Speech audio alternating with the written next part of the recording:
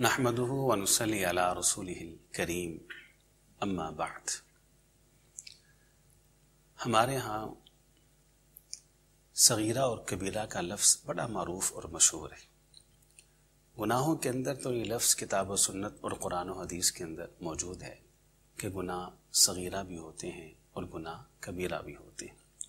صغیرہ گناہ وہ نیکیوں سے معاف ہو جاتے ہیں اور کبیرہ گناہ کے لیے نیکیوں کے ساتھ ساتھ توبہ بھی شرط ہے۔ لیکن کتاب و سنت اور قرآن و حدیث کے اندر نیکیوں کے حوالے سے کہیں بھی یہ لفظ موجود نہیں۔ کوئی نیکی بھی چھوٹی نہیں ہو سکتی، کوئی بھی عمل صالح وہ چھوٹا نہیں ہو سکتا، کوئی حدیث چھوٹی نہیں ہے، کوئی سنت چھوٹی نہیں ہے، قرآن کی کوئی آیت چھوٹی نہیں ہے۔ ہر حدیث عظیم سے عظیم ہے، ہر سنت عظیم سے عظیم ہے، ہر عمل صالح عظیم سے عظیم ہے، قرآن کی ہر آیت وہ عظیم سے عظیم ہے، اللہ کا ہر حکم عظیم سے عظیم ہے۔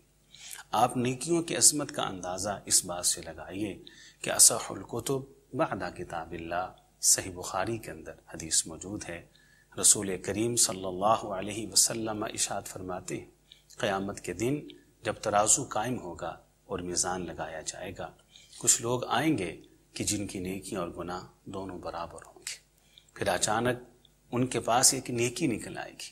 وہ نیکی کوئی بھی ہو سکتا ہے، آپ کا صدقہ ہو سکتا ہے، آپ کا ذکر ہو سکتا ہے، آپ کا اچھا اخلاق ہو سکتا ہے، وہ کوئی بھی نیکی ہو سکتی ہے کہ اچانک اس نیکی کو اعمال صالحہ والے پلڑے میں رکھا جائے گا تو اس کا وہ پلڑا بھاری ہو جائے گا اور یہ انسان جنت میں چلا جائے گا۔ حضرات محترم، ہر نیکی کو اس نیت سے کریں کہ شاید یہی وہ نیکی ہو جو میری نجات کا سبب بن جائے۔ ہر نیکی کو اس عزم سے کر گزریں کہ شاید یہی نیکی روز حشر جنت میں لے جانے کا ذریعہ اور سبب بن جائے۔